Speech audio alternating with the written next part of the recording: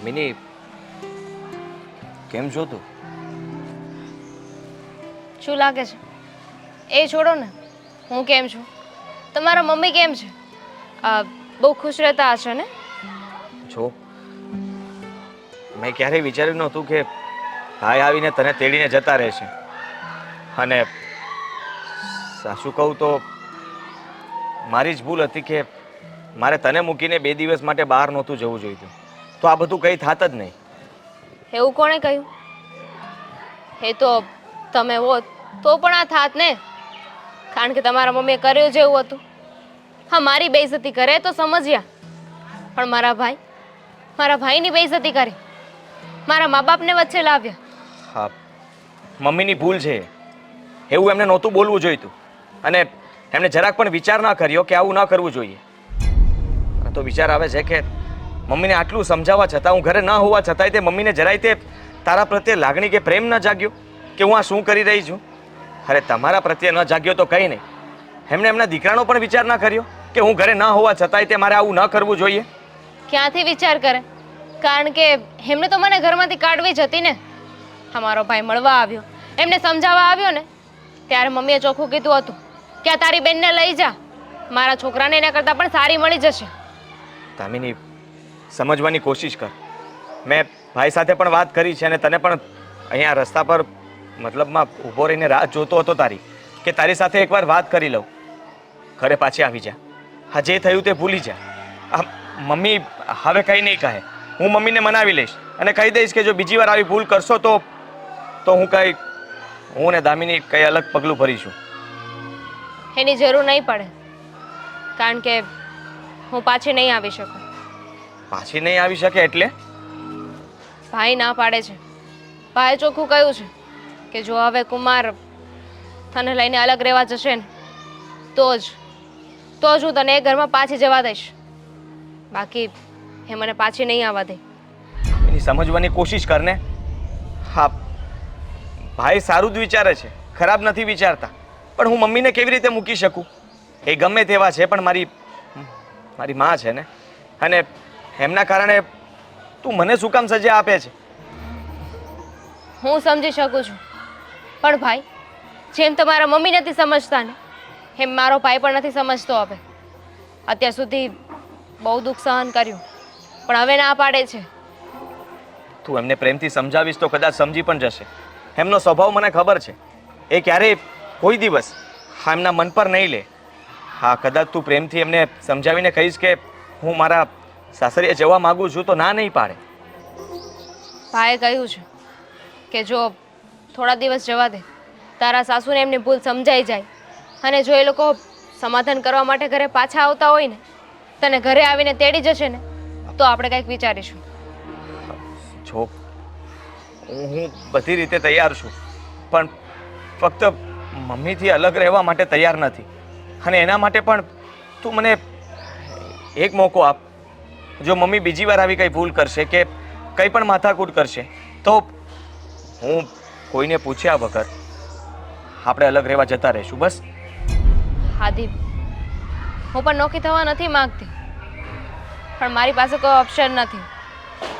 જો તમે મમ્મી સાથે વાત કરી જુઓ, જો ઘરે આવીને સમાધાન કરી જતા હોય તો જ હવે આનો કંઈક રસ્તો નીકળશે.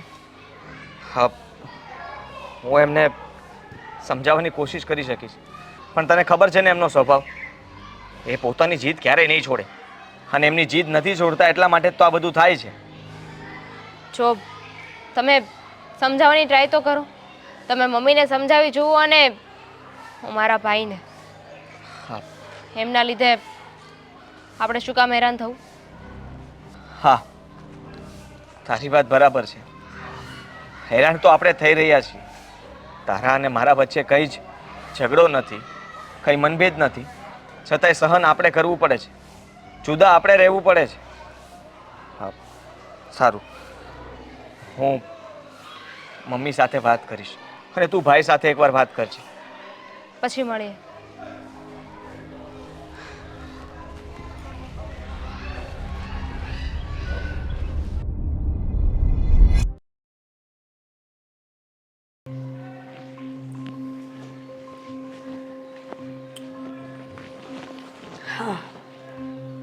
આદિ, દામિનીના કઈ સમાચાર?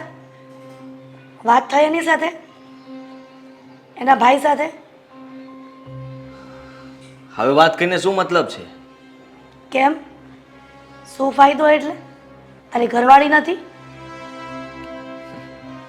ઘરવાળી ત્યારે કહેવાય જે ઘરમાં રહેતી હોય. એકવાર પણ તમે એવું વિચાર્યું નહીં ને કે એને મનાવીને લઈ આવું?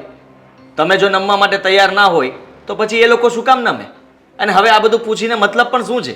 શું કામ પૂછો છો તમે કે ક્યારે આવશે, વાત થઈ કે નહીં? તમારે જાણવાની કોશિશ પણ ન કરાય કે એ લોકો શું કરે છે. અરે ભાડમાં ગયા એ બધા. કેમ ભાડમાં ગયા એટલે? મેં થોડી એને કાઢી મૂકી છે? બધી જ ખબર પડી ગઈ છે. હવે શરીફ બનવાની કોશિશ ના કરો. આ એનો ભાઈ ઘરમાં પગ મૂક્યો ત્યાં તમે એની સાથે કેવું વર્તન કર્યું, શું બોલ્યા, શું નહીં, મને બધી જ ખબર છે. એટલે મારી સામે છે ને સારા બનવાની કોશિશ બિલકુલ નહીં કરતા મમ્મી.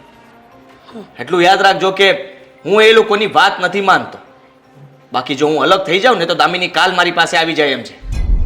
ફક્ત તમારાથી મારે અલગ થવું પડશે અને મને એ મંજૂર નહોતું. એટલા માટે ચૂપચાપ અહીંયા બેઠો છું. તમને મનાવી રહ્યો હતો. આટલા દિવસથી તમને મનાવીને થાકી ગયો, પણ તમે એકવાર પણ નમતું ના લીધું. તમે એકવાર પણ એવું ના વિચાર્યું કે મારા દીકરાનો ઘર સંસાર તોડાય નહીં. એ લોકોની સામે જઈને હું મનાવીને ભાઈ આવું. તમે વડીલ છો, પણ વડીલ તરીકે તમે કોઈ ફરજ તમારી નિભાવી નહીં.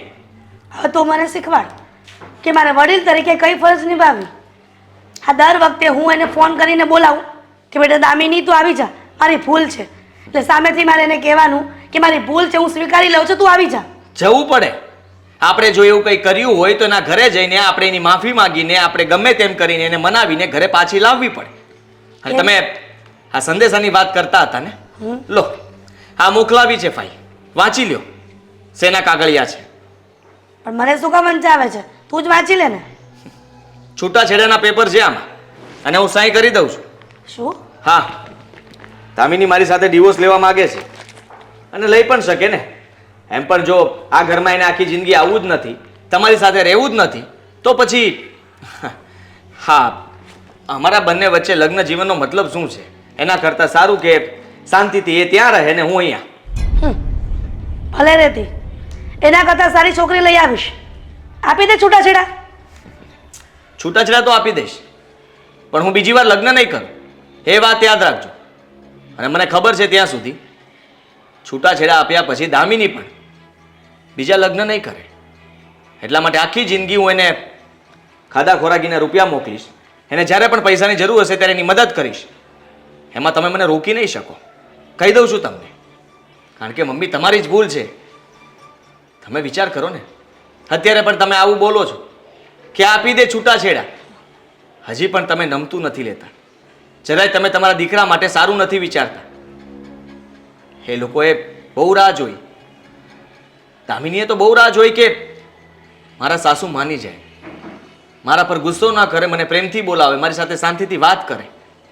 એ ત્યાં સુધી પણ તૈયાર હતી કે તમે જો એને એકવાર ફોન કરીને પણ કીધું હોત ને કે બેટા ઘરે પાછી આવી જા, તો પણ આવી જા.